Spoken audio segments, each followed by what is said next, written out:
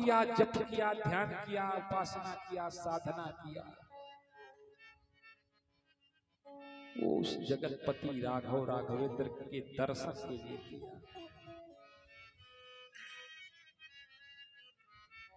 और रघुनाथ के दर्शन का जो फल है वह भरत का दर्शन है। और भरत का दर्शन पा करके मानो भारद्वाज जी के कई जन्मों की प्यास मिट गई है, केवट की दशा हो गई है भारद्वाज जी।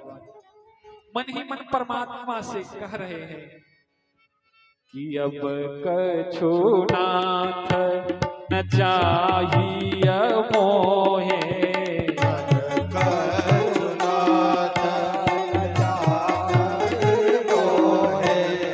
अब कछु नाथ न चाहिए मोरे,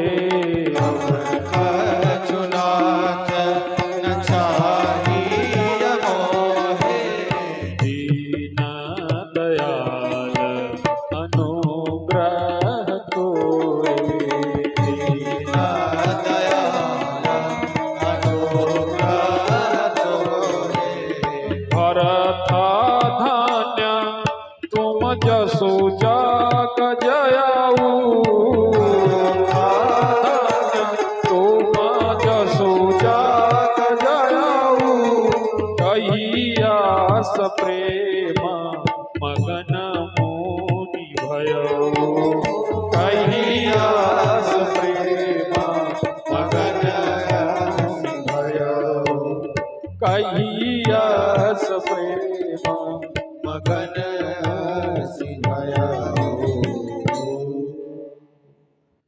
क्योंकि भगवान के स्वरूप का दर्शन हो जाए तो भारत के अंदर भगवान का कौन सा स्वरूप का दर्शन हो रहा है जानते हैं? भगवान के कई स्वरूप हैं, कई तो ऐसे स्वरूप हैं जिनको देख करके देवताओं की भी बद गई। देवता तो जानते ही न थे कि नरसिंह भगवान विष्णु जी ही हैं, नहीं पता था, पर डर के मारे स्तुति भी नहीं कर रहे भगवान का रुद्र रूप देख करके। प्रहलाद को सिखा रहे दूर से। कई चतुर लोग जब होते हैं तो अपने कुछ नहीं करते, कहते देखो तरवा थोड़ा हिला दो, ऐसे पकड़ लो आप, नहीं नहीं हमारा लाइन वाइन नहीं छुआ, अरे तुम्हारा जान कीमती है, उसका बहुत डर लगता है। तो भगवान का प्रेम स्वरूप अगर देखना है तो भारत में देखो, और हम यूं कहेंगे कि प्रेम के बिना ये सारा जग अधूरा है। क्योंकि जिसके हृदय में प्रेम नहीं उसका हृदय पाषाण है, पत्थर के समान है, बंजर के समान है, मरुस्थल के समान है। तो भगवान के प्रेम स्वरूप का नाम ही भारत है, क्योंकि भगवान चतुर्व्यूह स्वरूप में अवतार लिए थे त्रेता में। भगवान का धर्म स्वरूप राम है, रौद्र स्वरूप कृष्ण है, प्रेम स्वरूप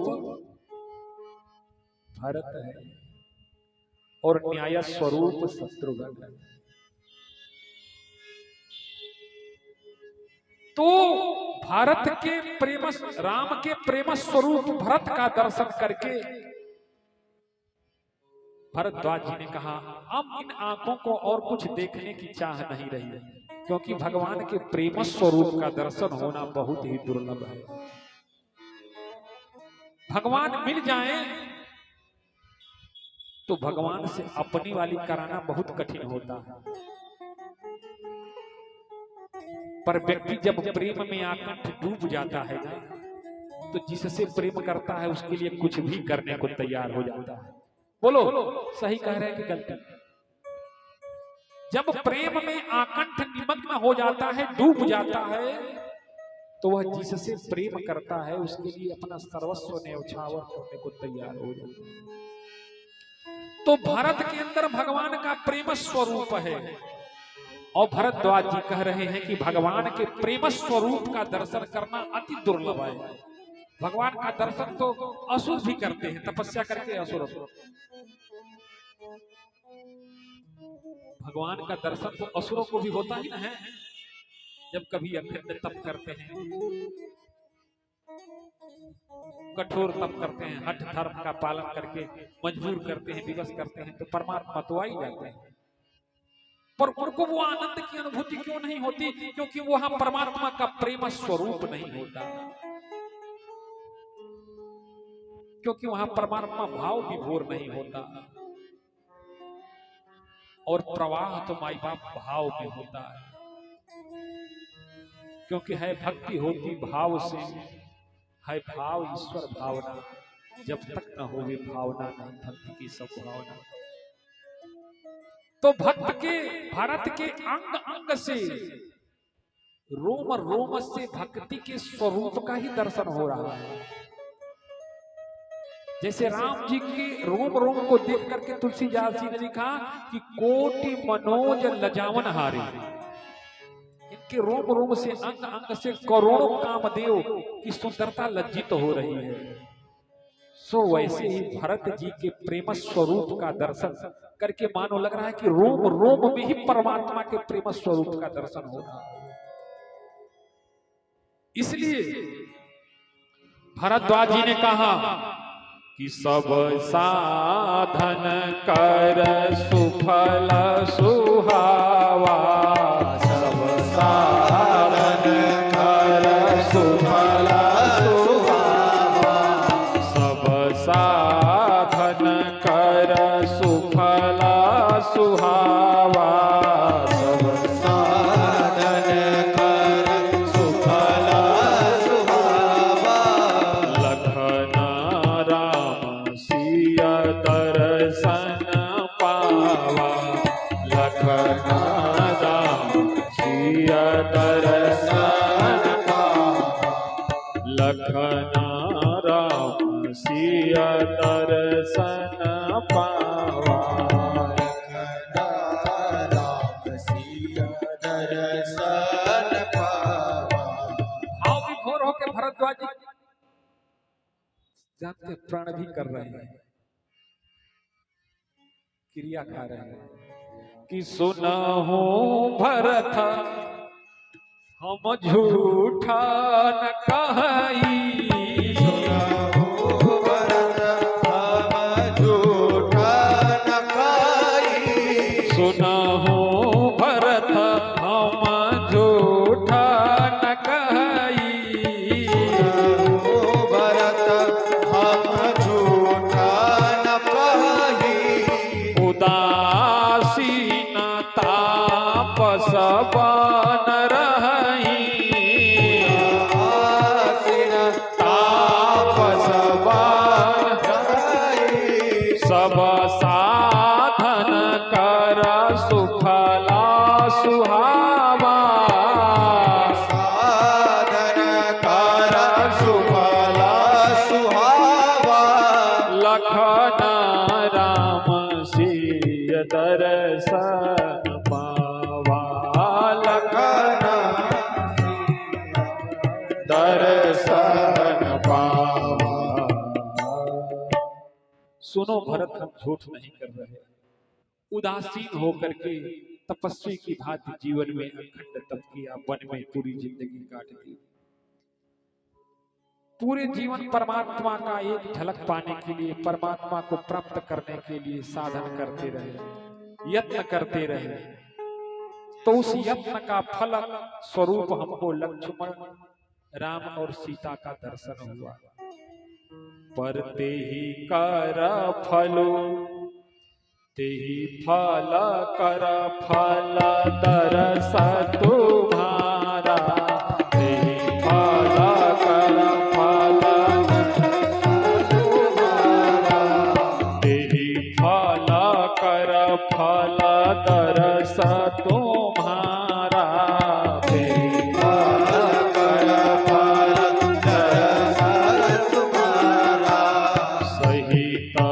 प्रयाग सुभागा हमारा, सहिता प्रयाग सुभागा हमारा, सहिता प्रयाग सुभागा हमारा।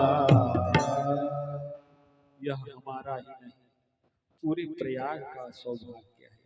जिस प्रयाग को कहा जाता है कि वह तीर्थों का राजा है। प्रयाग को क्या कहा जाता है? तीर्थों का राजा है। भरद्वाज जी कहते हैं कि हमको ये लगता है कि भरद्वाज जी का ऐसा मानना है कि भारत के भाव विभोर आ जाने के कारण प्रयाग में प्रयाग तीर्थों का राजा बन गया है।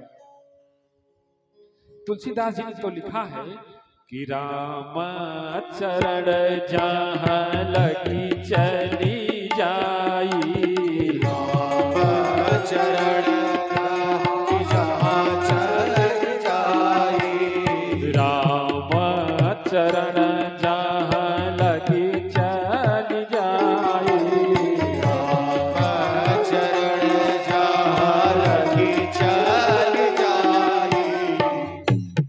राम जी के चरण जहां जहां गए, राम जी के चरण जहां जहां गए वो सब जगह क्या हो गए?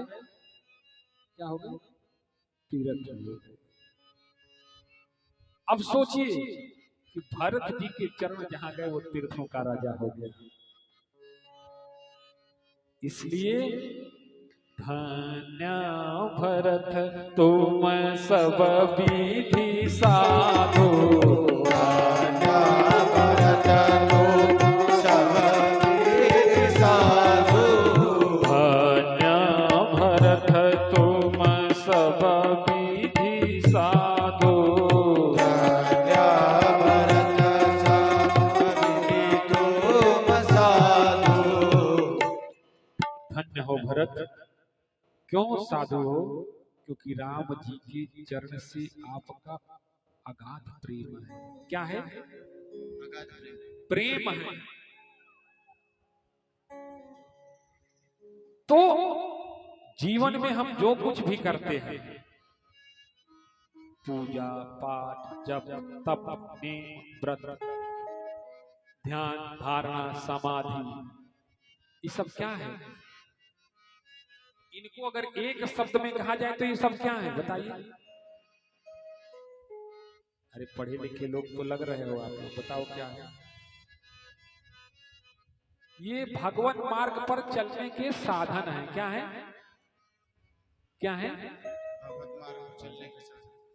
साधन, साध्य नहीं है। यू नो, आप समझ रहे हो हम क्या कह रहे हैं? ये क्या है? साधन है। जैसे तुलसीदास जी ने शरीर को ही साधन कहा कि साधन धाम मोक्ष कर द्वारा,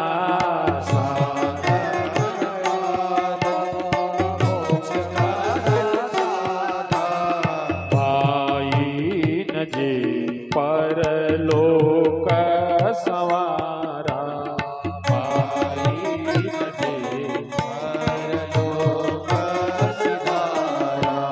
ये शरीर साधन है। तो शरीर के माध्यम से जो किया जाए वो भी साधन ही है। भगवत प्राप्ति का साधन है। जप भी साधन है, तप भी साधन है, नेम व्रत ध्यान धारणा उपासना समाधि क्या है? साधना है। ये साधन, और हमको प्राप्त किसको करना है? इस साधन को माध्यम बना के साध्य को। पर हम साधन को ही पकड़ के बैठे हैं।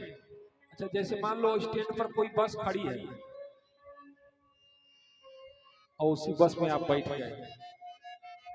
9 बजे बैठे, 10 बज गया, 11 बज गया, 12 बज गया, 1 बज गया। कोई कहे अरे कब तक इसमें बैठे रहोगे? कहा तू अपन रास्ता देखा, हमको तो बस मिल गई है।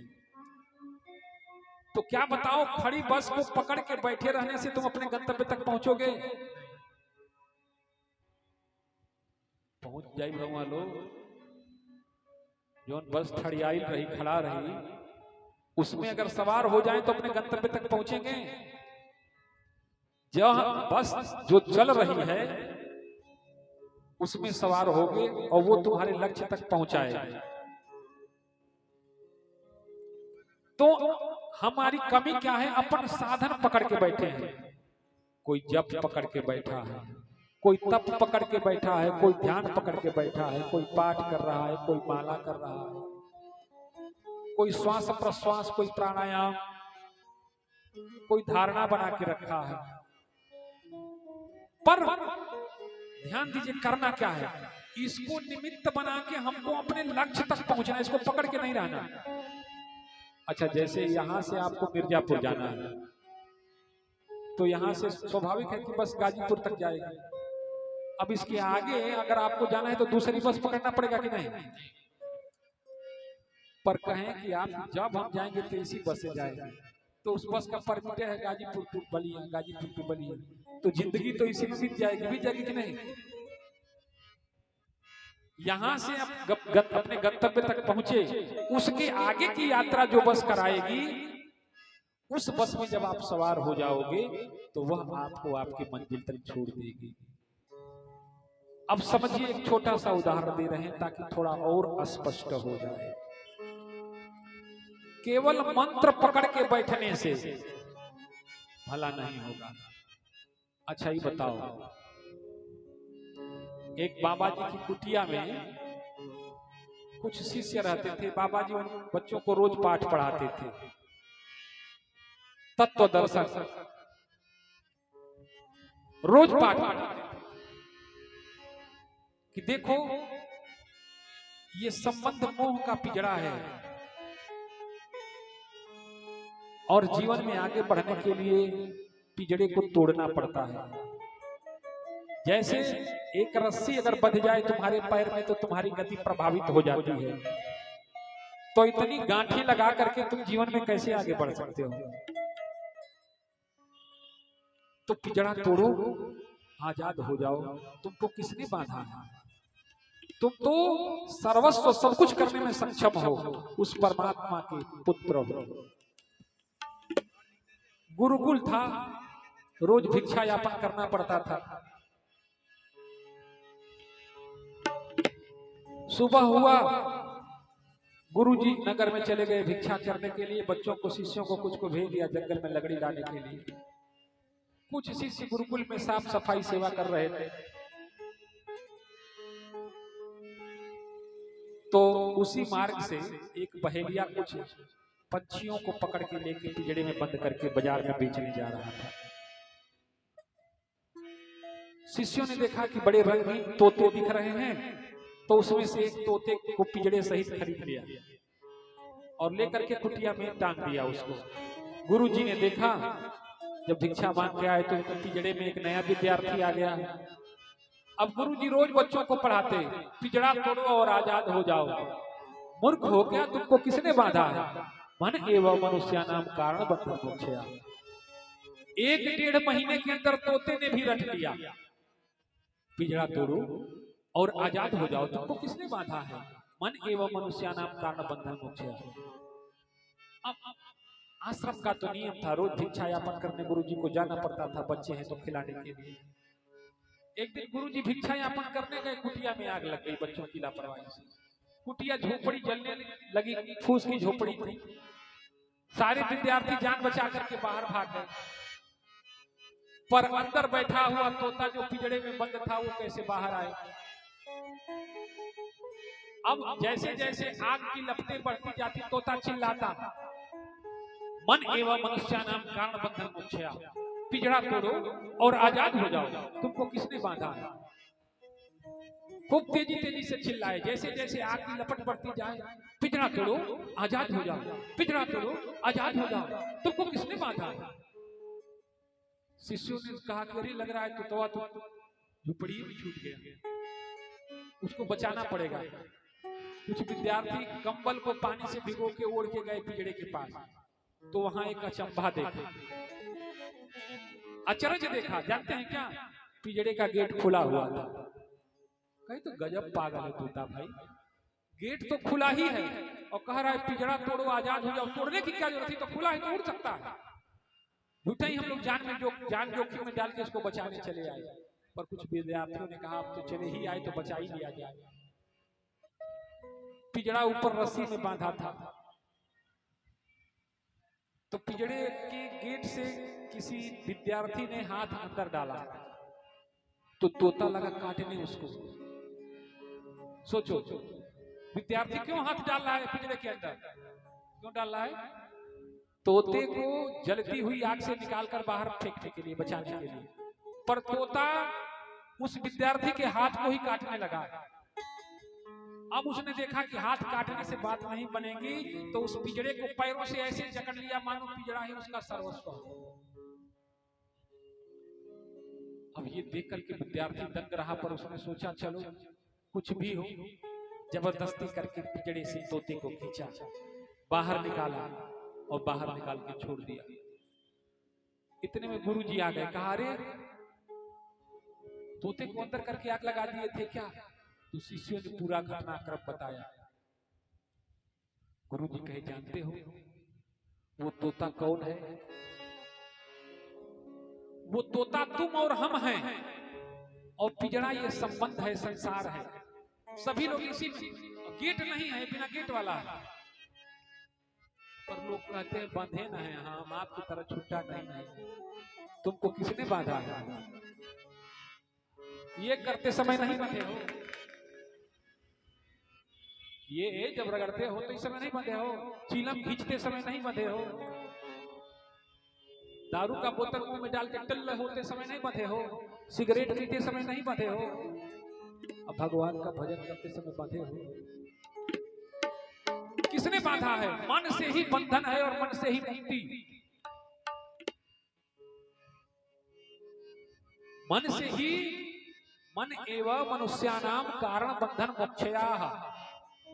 किसी साधक ने हिंदी में भी कहा है कि मन के हारे हार है और मन के जीते के जानता है बात, सब जानता। पर अमल कितने लोग करते हैं? जो करेंगे वो मुक्त होंगे, वो आनंदित रहेंगे, और जो नहीं करेंगे वो सुनेंगे। और सुनने से कुछ होना नहीं जब तक सुन के गुना न जाए। गुलाब जामुन बना के जब तक सीरे में गोता ना जाए तब तक गुलाब जामुन खाने लायक, उसमें मिठास आएगी क्या? तो जब चाशनी में गोता जाता है और चाशनी उसके अंदर उतर जाती है, तब ना मिठास गुलाब जामुन के अंदर होती है, हर बाइट में होती है। तो जब तक यह विचार आपके व्यवहार में नहीं उतरेगा, चाशनी क्या है? वो व्यवहार है माई बाप, और गुलाब जामुन का है ये मीठी बाणी।